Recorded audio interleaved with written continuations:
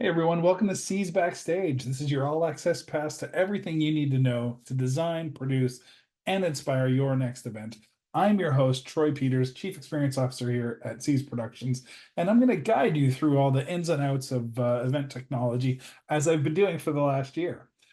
This week's podcast is pretty cool. We hosted an event for those of you that know that we like to do this a couple times a year. We hosted an in-person event, had almost 100 people come out to learn about security. And the last panel I hosted or I moderated was really about event security, live event security, and what it takes to put on an event, whether you're working with the United States of America or a high profile celebrity, or just how to build a proper security plan. We all have emergency plans, but what does the security look like? How is that different? And can we trust the Wi-Fi that says free Wi-Fi at the airport?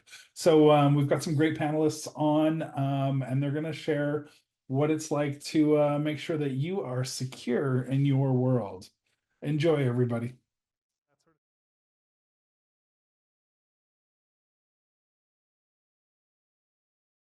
So I want to open it up. We're here to talk about live events. This is my world now. Thanks for allowing us into your world for a while.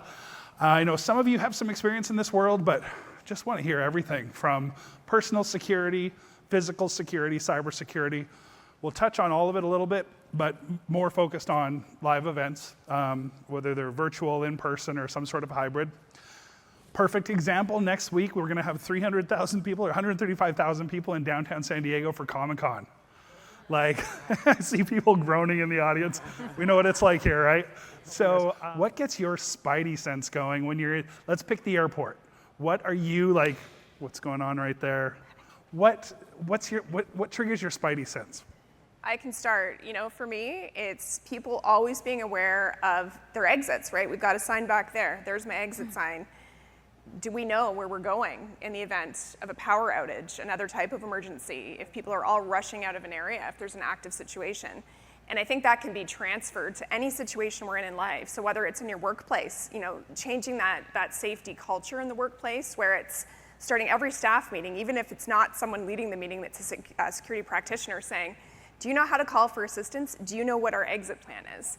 So for me, I'm always thinking, whether I'm at a concert or at the airport or somewhere where there's a lot of people, even with my children, I'm saying to them, you guys need to know where to go for help, first of all, but also how do you get out of this place? Like, where's the exit? So I think for me, in any big venue, especially in an airport, it's thinking through, how would I get out of here if I needed to? So, Perfect. Yeah. Yes, Michael. Not so much airports, but travel security policies and procedures that bother me. One big one is requirements that executives or staff fly on different flights. So you don't, obviously you don't want to put all your eggs in one basket and the plane go down. Often do planes go down, yet these same people ride in Ubers together. 1,000 times more likely to crash, be robbed or whatever. So that sort of thing. Giving people apps, with updates of the city. It's like, okay, you're good. You have an app, whatever. It's like, go check it out. It's like no briefing. It's a check the box exercise. Those two things, they don't make any sense to me. It's like, you have a duty of care to these people, and you got to treat it seriously. They're not just valuable assets to your company, but they're human beings, right? Yep. And in the worst case, they get injured, they get kidnapped, and it's a public relations disaster, or you get sued, or this parade of horribles. Right. What's interesting is when we were bringing up the airport example and flying, when we all get on an airplane, we get seatbelted in, and then we sit there for a safety briefing. How many safety briefings do you get before big events, right? And we've seen some really tragic, mass-attended events have serious tragedies. Mm-hmm. And people don't know where to go because they're not looking for the exits, right? A lot of people are just blissfully happy. And we used to, in the society in America, that was an acceptable way to just go about your life. You didn't have to look so much for the exits and have a plan, but now you do. It's so much more, prevalent to have an issue like that. So it's interesting how we haven't incorporated that in our everyday mindset for your own safety and awareness, and for your family. When you go into a restaurant, are you looking for those exits? Great point. But also, are we building that safety briefing of some sort into your workplace or into any of the events that you attend? Perfect. It's not part of the process right now, is it? Karen. The one thing I would just add to it is really think about your digital footprint. So when you're going to the airport or anywhere for that matter, you know what? My phone is dead. Why? Because I missed my plane. So do I just plug it in? You know, Yep. Do I have an AC adapter? What's happening around me? Do I connect to the Wi-Fi? Is it secure? You know, all those kinds of things too. So really thinking about your digital footprint. Should you be posting, as you mentioned earlier, on social media? But if you're, you know, are you well prepared? So I think that's what you're speaking to. Are you well prepared around your physical security, right? Situational awareness, knowing where the exits are, paying attention to who's around you, what if they're leaving a bag, all of the things that you called out. And also, what about your tech? How are you protecting your tech? And making sure that you're protecting your technology as well. Right. I was going to say, too, to Mindy's point, you know, we have patrons, and are we doing a safety briefing for them or for employees, but also for your event staff and your security staff. So if you've hired extra coverage security guards to attend the event, most of them aren't site trained for that particular site, unless they're employees of the site. So it's about what do they need to know in a 10-minute brief. Let's have a muster 10 minutes before, because that's typically all you get when security guards arrive on site and the events team. And having that interoperability with the events team and the guarding team so that they can communicate. And there are failures, right? Like radios, walkie-talkies, you sometimes can't hear it over the noise. So do you have another method? Do you have an app or a WhatsApp group, text group, you name it, right? Where if one type of communication fails, you really have the ability to communicate using another method. Absolutely. This is perfect. I wanted to go into this. You guys almost started to talk about the last thing I want to talk about, the travel side. Wi-Fi. When you see Wi-Fi provided at your local McDonald's or at the airport, free Wi-Fi, how safe are we? Should we be logging into our banking? Should we be using it at all? In my opinion, no. You shouldn't. Just because, I mean, there is ways to secure it, and I don't want to turn this conversation into a techie conversation. Yes. But, you know, in my opinion, you have to understand, hey, just because it says Starbucks Wi-Fi, is it really Starbucks Wi-Fi? Or is it the person sitting next to me? Thank you. Right? We see that all the time at events where somebody's trying to shadow the Wi-Fi so they can capture whatever they're trying to capture. Exactly. Yep. And the thing I would add to it, kind of pivoting a little bit to physical security, is with that, you are leaving digital footprints behind as well. So to your point, oh, you're going to the bank. What can I learn about you, right? So if you're being stalked, perhaps, right? What stores do you go to? You know, what bank? What are you Googling? Oh, you're looking for a movie or whatever it may be. So it's really paying attention to what you're doing and what information you're leaving behind. Right. Oh, that's, yeah. So I think the next thing is we go into the real live event setup. I was an event planner for a long time as well before I got onto the production side, and we always had an emergency plan. And that emergency plan was what to do in case of a fire, or in California, what to do in case of an earthquake. Exit the building, everybody get together, stand in the parking lot. That's not a security plan. Let's talk about the differences of those two things. We'll start right here again. Security plan versus an emergency, emergency plan where it's, how do you, I guess one's proactive, one's reactive, right? Right. So keeping yourself or your family or your company secure, to your point, is you're thinking ahead, right? So there's a strategy. That's how I see it anyways. Whatever I'm planning, if I'm using the word secure, is because I'm already thinking ahead. If it's emergency, then for me, it's like something that is really unexpected, might happen, and I'm like thinking on the spot. Something's happened, I'm thinking on the spot, how do we mitigate damage, risk, who is at risk? So that's how I see the two. In my world, it's like the emergency planning is preemptive, but then once there's like, the security planning. Yep. But once there's the emergency, then that's like, that's reactive and also dynamic. Right. And like you've got to be able to pivot, you've got to be able to roll with it and figure out what the answers are and work with your team and do all the things that you train ahead of time for, Right. because those are the times that you really need to show up. Yep. Mindy, I want to kick this over to you. Security planning for a presidential visit. Share a little bit about what that security plan looks like when you're working with a high profile figure. Right. Well, I can't speak to how the Secret Service does business, obviously trade secrets and national security.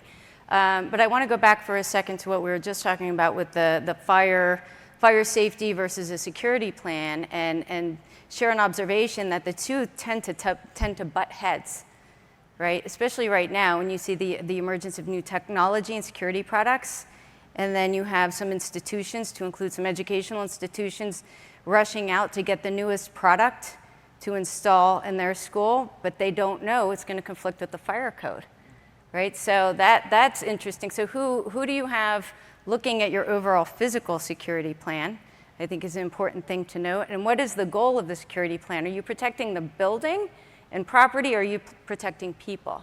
So I think that you have to really identify your goals before you can really identify what strategies you're going to use and what security measures you're going to need. Maybe you're protecting both, and that's fine, but where did the people go? Where are the events? Do the people go from inside the building, outside the building? And this part of what you saw, I'm not sharing anything I can't share, I'm just relating it to the public, kind of the public safety space, where you really have to be cognizant of what the rules are. You have to bring in other players, right? You have to bring in the fire chief or a representative from the fire department, because you don't know what they know, and they don't know what you know. And that's why it's so important to share information and make sure you have everybody you need. Every representative is there, and you're communicating, which is a very, very fundamental part of a good security plan. Absolutely, and I loved on some of our pre-calls, we talked about the physical security, having people in place, but then the technology, that it's a balance of the two, and how that kind of came together. Danielle, I think you spoke a little bit about that. Yeah, totally echo what the rest of the panel has said so far. And I think one thing, yes, we butt heads, but often we need to rely on our security operatives or our campus police or other organizations to support the emergency planning, right? Whether it is with evacuations. But on another note, I really think we spend a lot of time prepping for low probability, high impact events. Sometimes we don't take enough time planning for the regular occurrences, right? I always look at it as back to basics, like ABC 1, 2, 3, right? Do you have enough guarding staff? Is there alcohol served at your event? Do you have enough people to support that plan? Do you have, as you brought up, plans in place for things like missing children, medical response? Because typically security guards are the first person to respond to a medical event prior to EMS arriving, right? And they typically are trained in emergency first aid. So it's kind of some of that back to basics. And then again, with the back to basics, it's in training and changing that culture so people understand. I think, we don't want to risk seeming condescending to our employees or our peers. So we assume a lot. We assume that they know how some of these operational plans will roll out. But so I think really investing in training and having just very simplified conversations with people about how things are going to roll out. But I will tell you, just in planning things like large convocation ceremonies, concerts, orientation activities, political visits, typically it is those more traditional security responses that you deal with, right? Whether they're access control issues, as I brought up, medicals, missing items, theft, So I think we really need to make sure we also devote a lot of time to traditional, and we don't always rely on tech. It definitely is that balance between people power and technology.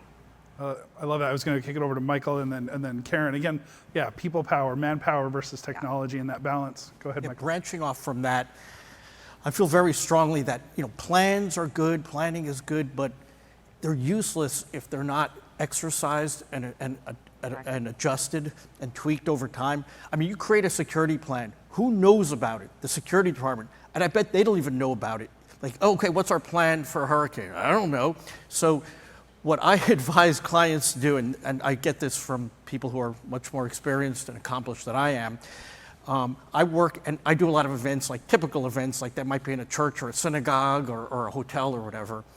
And you run through scenarios, not necessarily the extraordinary like terrorist attacks, but first aid, or maybe like a homeless person comes in and won't leave, or something that's gonna happen, likely to happen, or be disruptive. You run through the scenarios with the people who are gonna be affected by them, like the people who are at the front door, the valet, the receptionist, the security guard, and then you say, okay, what are you gonna do? I'm gonna pretend I'm gonna be I just did this a couple of months ago. I'm gonna be a homeless person who's kind of disruptive and doesn't wanna leave.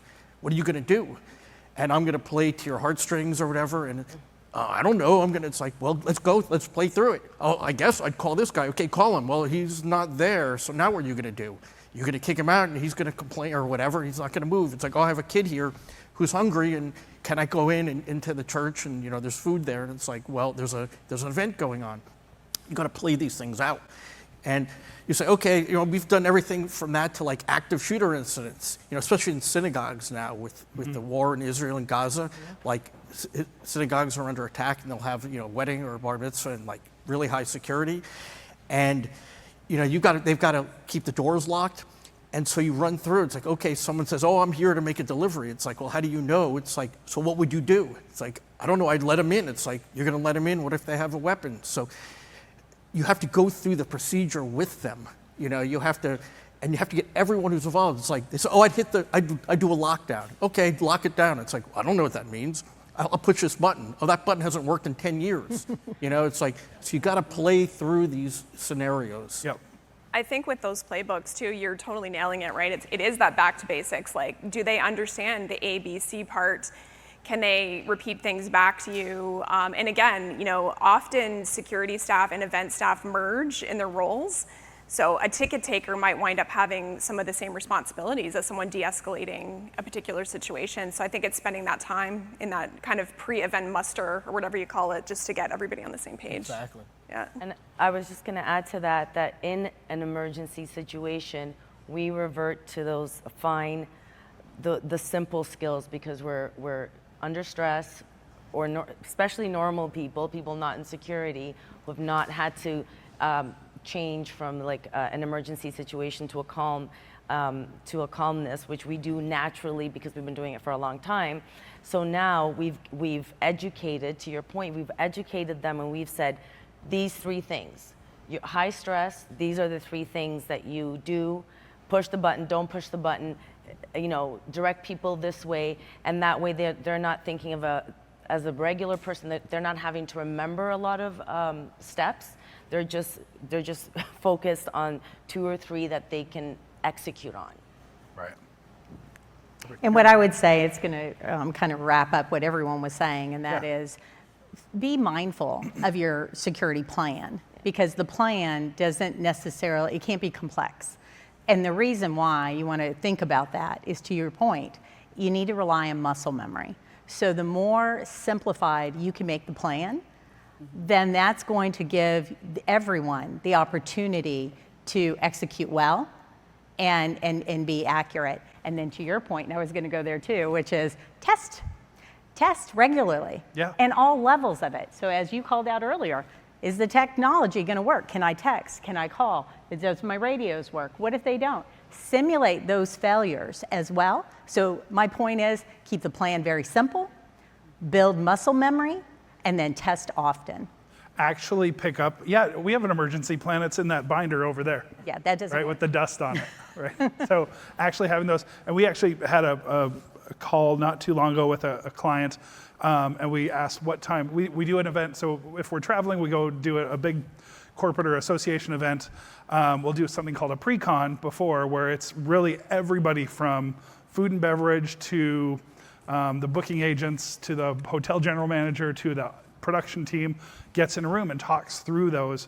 And so we had a new client that was like, well, why do you guys need to be there? And I'm like, we need everybody there because we all need to know what happens when, what if. But we're just going to talk through what catering looks like. Well, we should all really, and sure enough, you show up and security's there and parking attend, like all the pieces we need to know what to do. Troy, to your point too, I mean, I think one thing we also don't invest enough time in sometimes is spending time with event organizers so that they're understanding what's on the table and they're agreeing to it.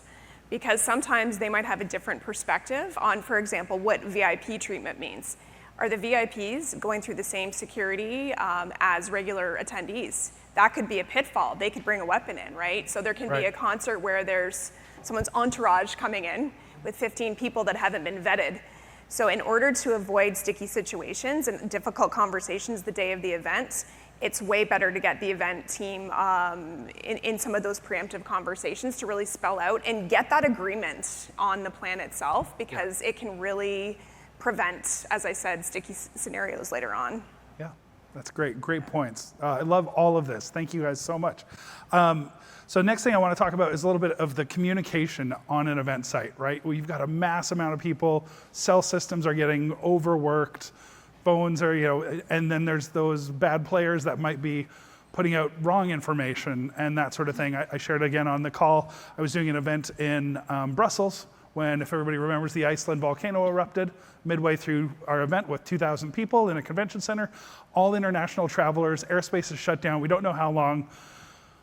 What are some best practices about getting the message out? Do you have everybody, nowadays things go out on social media and stuff, but what is really the best way to get the message both physically to the people that are in the room with you, as well as to loved ones that maybe have no idea what's going on and those sorts of things? Let's kind of talk through this. Well, there's a lot of parts to that. So depending on, so you've got, if you're in the scenario, let's just assume you're in it. Yep. I was in Jamaica doing a training session on interviewing techniques, and we had an earthquake, a pretty serious, significant earthquake. And to your point, communications was shut down, and all these security folks, went into panic, of course, right?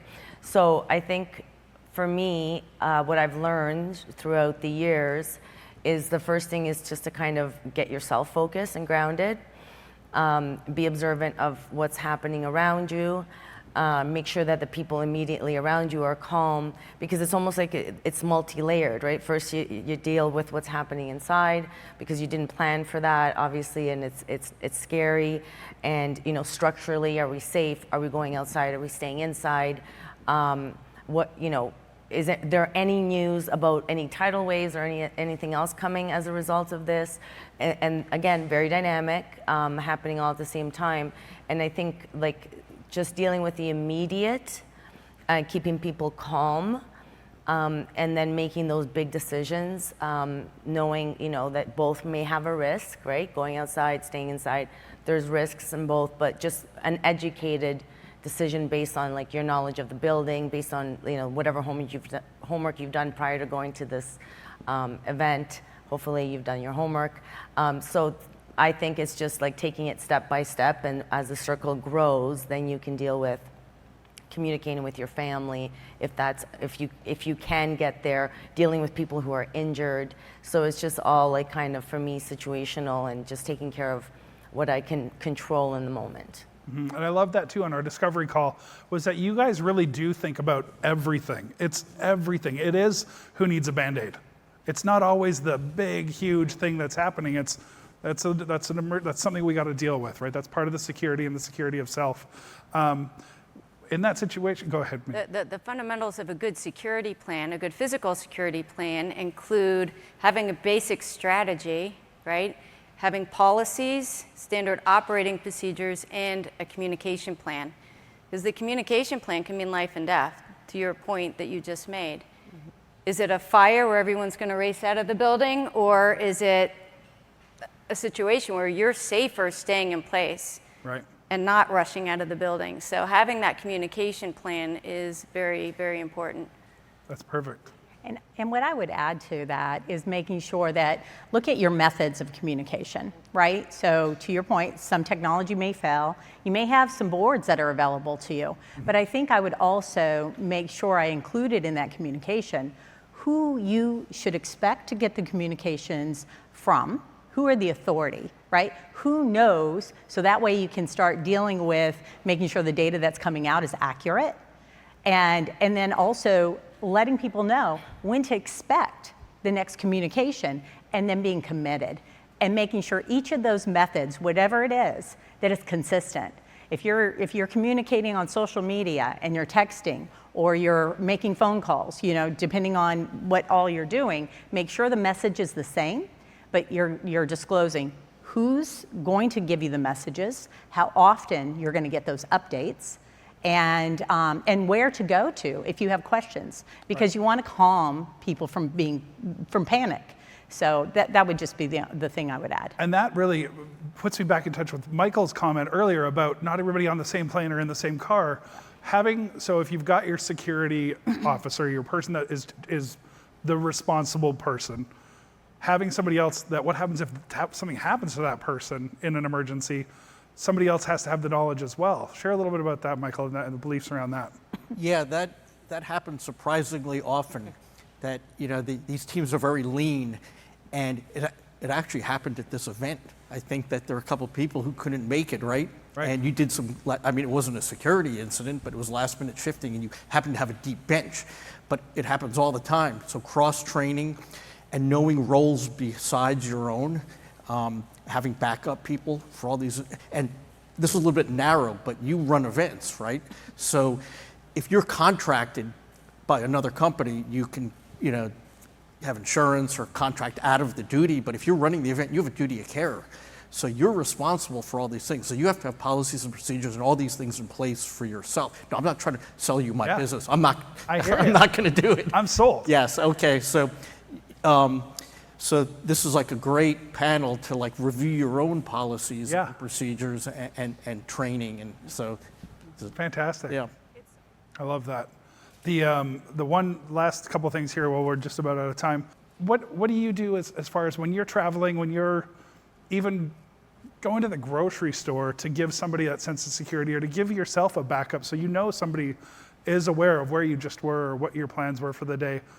We'll go down the row and we'll wrap it up, but let's go ahead and start it with Andrea. So I have the benefit now of share my location, which we all in my family, we do that. It's just I'm not going anywhere, top secret. So that makes me feel safer.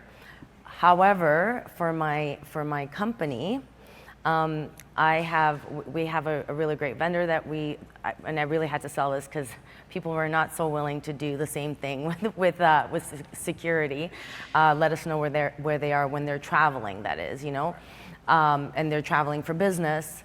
And so implementing this app that allows them to check in. So it's not like sharing their location, but they get to wherever they're going, they check in with me. So I know that they're at the hotel. So I know they've arrived to the venue, you know what I mean? It gives them control, but it also allows me to protect them. Should anything happen, I know more or less what area they're in. Perfect. So I really take advantage of that. That's awesome. Thank you so much. Mindy. This is where technology is so beneficial, isn't it? Because you have apps that you can share, or as an example, I bought a Ring doorbell for my mother, and she says she's under 24-hour surveillance now. So when I got a Ring doorbell for my apartment, I said, "Would you like access?" She said, "Yes." So it's a great use of technology. I love that. Yeah. Love it. Karen. I mix it up. So obviously it depends on the circles, right? So my family, they know where, here's my plans, here's my schedule. Even to your point, I'm going to the grocery store. I should be back in about an hour, right? So I kind of give that time parameter too. So I don't just say I'm going there.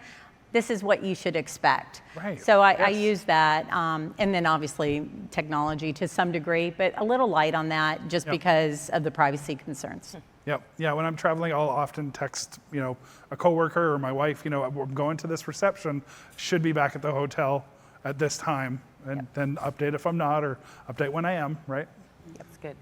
All the things this lovely panel's already said, as long as people remember to charge their Ring camera, because that's the other part to it, right? We have all these great pieces of technology. Not so much related to my own safety, but one thing I have been a bit more mindful of lately is checking in on my neighbors.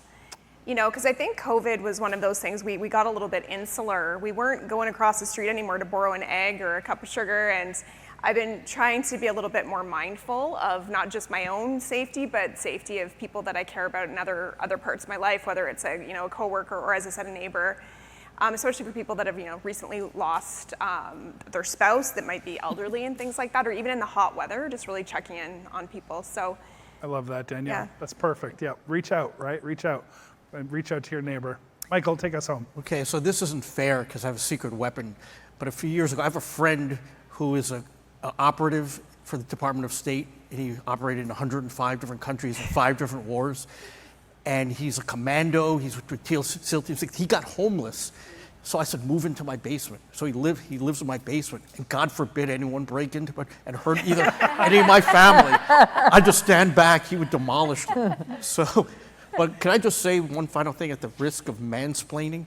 What a bunch of extraordinary speakers today. I'm blown away by the quality, by the poise, by the knowledge, by the expertise. You know when they say in poker, like, if you look around and you don't see the sucker, it's you. You know, I'm looking around. If you don't see the weak link, then it's you. So I'm the weak link here. So what a fantastic job everyone did here. It was, I'm awed and Perfect. Thank you so much. Thank you so much, ladies and Michael. Thank you, everybody, for attending. Absolutely. It was outstanding. So I hope everyone enjoyed that that security panel that we did this summer. It was an absolutely amazing experience. Huge thanks to Resilient Features for bringing their production women in security to our building and being able to use this panel to talk about security for events, but also recognize these amazing women that work in the security field and what they've done in their careers. Again, this has been C's Backstage, your all access pass to everything you need to know to design, produce, and inspire your events. Remember to subscribe to our podcast at cspro.com/backstage or wherever you find your favorite podcasts. Our podcasts are released on the first and third Thursday of every month. Again, we've got over a year of podcasts out there. We should go through them, take a look at what else might be out there that you want to listen to. And if you have an idea for a podcast or you'd like to even be on our podcast, please don't hesitate to let us know. All right, everyone. Have a great day.